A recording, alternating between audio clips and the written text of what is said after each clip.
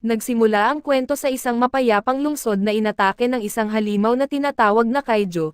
Tumunog ang babala ng panganib mula sa kaiju sa buong lungsod, at ang mga tao ay pinatungo sa mga itinalagang lugar ng kaligtasan. Napakalaki ng halimaw na ito at nagdulot ito ng malawakang pagkasira habang gumala sa lungsod. Dumating ang Defense Force at pinaputukan ito ng bala at di ito ang unang pagkakataon na umatake ang ganitong halimaw. Kaya may ilang tao na sabik na nag-aabang kung aling dibisyon ng Defense Force ang darating. Ang pangatlong dibisyon ang dumating at mabilis na kumilos para magdulot ng pinsala sa kaiju. May isang babae mula sa dibisyon na may dalang malaking kanyan at ginamit niya ang napakalakas na kapangyarihan ng sandata na ito para wasakin ang kaiju na nagtapos naman sa buhay nito. Habang pinapanood ito ay namangha si Kafka at ito ang ating bida. At dahil sa laki ng halimaw ay nagkalat ang mga bahagi ng katawan nito kung saan-saan, kaya sinabi niya sa kanyang grupo na marahil ay kailangan nilang mag-overtime sa susunod na mga araw. Ipinagdiwang ng mga kalapit na mamamayan ang pangatlong dibisyon sa matagumpay nilang misyon na walang nasawi. Dumating si Kafka at naghiyawan at nagpalakpak ang mga tao habang naglalakad ang mga bayani mula sa tinalong halimaw. Lumalapit naman si Kafka rito dahil magsisimula ang kanyang trabaho pagkatapos ng labanan. Siya at ang kanyang grupo ang gumagawa ng trabahong hindi pinapansin o pinasasalamatan ng kahit sino. Sila ang nag-aasikaso sa pag-disassemble ng mga tinalong kaiju at pagtatapon sa mga ito. Ginagawa ito ni Kafka at inilagay ang isang sample ng halimaw sa isang drone. Hindi man kaakit-akit ang kanilang trabaho tulad ng pakikipaglaban sa halimaw. Ito ay isang uri rin ng labanan sa kanilang sariling paraan. Ipinakita ito ng perpekto nang may mapansin si Kafka na may tao na nagbuhat ng isang bagay na hindi naman priority at sumabog ito, na nagdulot ng pinsala sa isang tao at buti na lang at nakaranas na si Kafka ng katulad ng mga pinsala noon, kaya naasikaso niya ang sitwasyon. Marami pang trabaho ang naghihintay para sa kanila at nagdaramdam si Kafka sa kagustuhan ng mga boss nila na linisin ang napakalaking gulo sa loob lang ng isang linggo. Bigla ang sinabihan si Kafka na ililipat siya sa ibang lugar dahil kulang sila sa tauhan, at nagulat siya nang malaman na sa mga bituka siya mapupunta. Hinihila si Kafka palayo kaya't napag-usapan ng iba kung gaano kasama ang amoy ng mga bituka, at pagdating ni Kafka sa mga bituka ay agad siyang nawalan ng gana sa pagkain subalit, dahil siya ay masipag ay pinilit ni Kafka na ma-overcome ang kanyang hindi komportableng pakiramdam para matapos ang trabaho. Nang gabing iyon, umuwi si Kafka na pagod at ginawa ang lahat para mawala ang amoy mula sa kanyang trabaho. May lumabas na ulat sa balita tungkol sa Division 3 at sa kanilang kapitan na si Mina, na sa edad na 27 ay hindi lamang naging kapitan kundi nakapatay din ng daan-daang kaiju.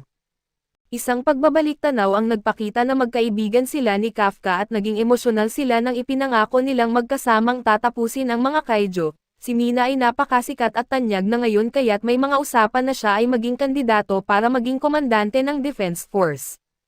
Nagtataka si Kafka kung paano siya napunta sa kabilang panig ng mga bagay, ngunit masyadong nakakalungkot ang pag-iisip na iyon kaya't sinikap niyang huwag ito isipin at pinapaalala niya sa sarili na ang paglilinis ay mahalagang trabaho rin na nakakatulong sa mga tao, at sa kabila nito ay nakakakain pa rin siya.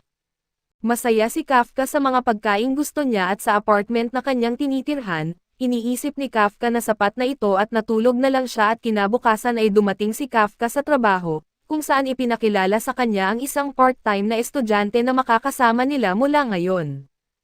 Ang pangalan niya ay Ichikawa at determinado siyang sumali sa Defense Force. Itinuro ng katrabaho ni Kafka na pareho sila ng pangarap ni Ichikawa noon, ngunit sumuko na lang si Kafka at naging veterano sa trabaho ng paglilinis. Nagtataka si Ichikawa kung bakit siya sumuko, kaya inamin ni Kafka na napagtanto niya na limitado ang kanyang kakayahan at sinikap niya kaso palaging may mas mahusay sa kanya. Sinusubukan ni Kafka na maging positibo sa sitwasyon, ngunit seryoso talaga si Ichikawa. Idineklara niyang hindi siya susuko kailanman kahit anong mangyari, kaya hindi niya maintindihan ang logic ni Kafka at ayaw din niyang unawain ito kaya't pumunta na lang siya para magbihis at akala ng lahat ay magkakasundo sila dahil sa kanilang magkatulad na pangarap, ngunit galit si Kafka dahil alam niyang walang paraan para sagutin ang tanong ng bata nang hindi mukhang miserable. Napilitan si Kafka na magmuni-muni at nagtaka kung talaga bang masama ang pag-quit. Nagtungo silang lahat sa trabaho at pinag-usapan ang plano para sa araw na iyon at pinagdesisyonan nila kung aling mga bahagi ang kailangang i-preserve para sa pananaliksik at aling mga bahagi ang kailangan lang sirain.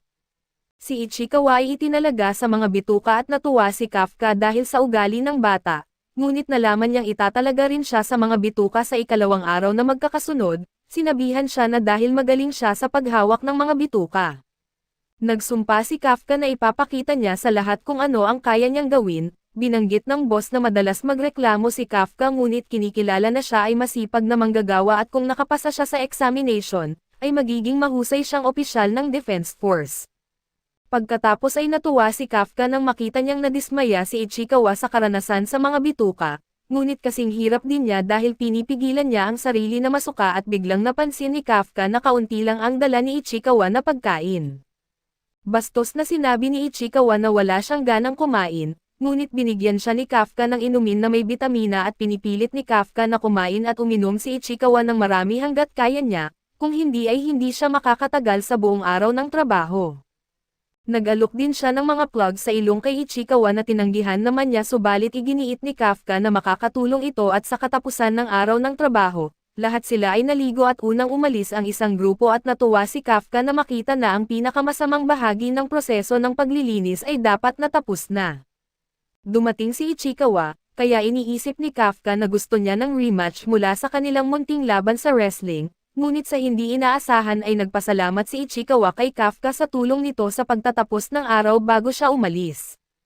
Binanggit niya na binago ng Defense Force ang limitasyon ng edad para sumali at ito ay hanggang 33 taong gulang na ngayon.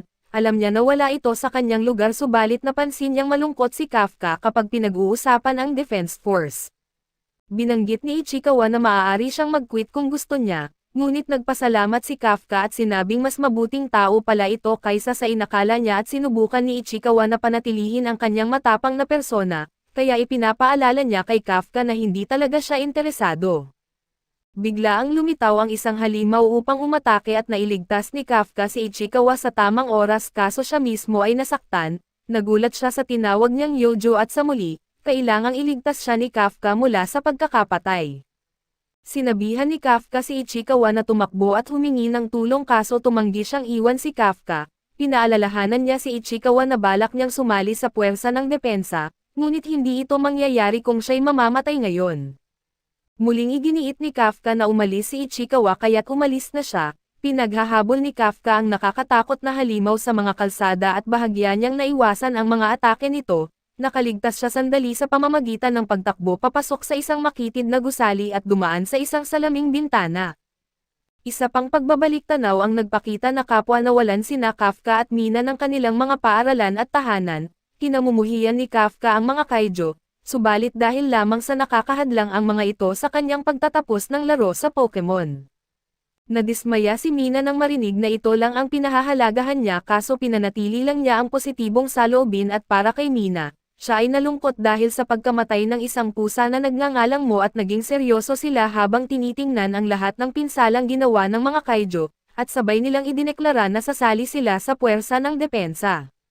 Nag-insultuhan ang dalawa dahil sa kanilang mukhang baliw na ideya at dahil pareho silang mga bata, ngunit sa huli ay nagdesisyon silang magkaroon ng kompetisyon upang makita kung sino ang magiging pinakamagaling na opisyal. Sigurado si Kafka na magagawa nila ito at idineklara nilang sama-sama nilang wawasakin ang lahat ng kaijo. Bumalik sa kasalukuyan, napagtanto ni Kafka na hindi dapat ganito ang kinahinatnan ng mga bagay at kailangan niyang patuloy na tumakbo habang winasak ng halimaw ang mga gusali para mahuli siya. Nagdesisyon si Kafka na lumaban sa halimaw at tinukoy na kailangan niyang atakihin ang mga binti nito. Sa kasamaang palad, wala siyang pagkakataon dahil agad siyang inatake ng halimaw at nagtataka siya kung bakit ito nagwakas sa ganitong paraan. Napasigaw si Kafka sa sakit nang tinapakan siya ng halimaw at hindi na siya makagalaw dahil nabali ang kanyang binti. Nawalan ng lahat ng pag-asa si Kafka dahil malapit na siyang lumunin ng halimaw, ngunit lumitaw si Ichikawa para iligtas siya sa tamang oras at tinawag siyang tanga ni Kafka, ngunit ipinaliwanag ni Ichikawa na naabisuhan na niya ang puwersa ng depensa. Ang ibig sabihin ni Kafka ay tanga si Ichikawa sa pagbalik niya, ngunit tinukoy ni Ichikawa na kung iniwan niya ito ay hindi siya magiging karapat-dapat maging isang opisyal ng puwersa ng depensa at biglang, may mga flashback si Kafka noong natanggap niya ang rejection letter mula sa Defense Force at nasira ang kanyang mga pangarap. Sinumpa niya ang kanyang sarili sa pagiging walang silbi habang pinaglalaroan ng halimaw si Ichikawa, nagngit-ngit siya sa galit at dahil hindi siya nagbago sa lahat ay hindi niya nagawang protektahan ang pusa ng kanyang kaibigan, at ngayon ay hindi rin niya maprotektahan ang bagong kasama sa trabaho at ang frustration ni Kafka ay nagtulak sa kanya na sumigaw ng may galit ng halos mapatay na si Ichikawa ng halimaw. Ngunit bigla ang sumabog ang halimaw at nawasak na ikinagulat ng dalawang lalaki, isang babaeng boses ang nagdeklara na ang target ay na-eliminate na at nagulat si Kafka nang makita na dumating si Mina kasama ang iba pang miyembro ng pangatlong dibisyon. Pinag-utos niya sa ilan sa kanyang grupo na alagaan ang mga nasugatan habang siya at ang iba ay nag-check pa ng ibang yojo. Si Kafka ay sinuri ngunit siya ay nasa masamang kalagayan at hindi tumutugon. Nang gabing iyon sa Yokohama Hospital, humanga si Kafka sa kung gaano kagaling si Mina at nagawa niyang wasakin ang napakatinding halimaw sa isang iglap, kaya napagtanto ni Kafka na si Mina ay umabot na sa lugar na hindi niya maabot. Akala niya ay mag-isa siya.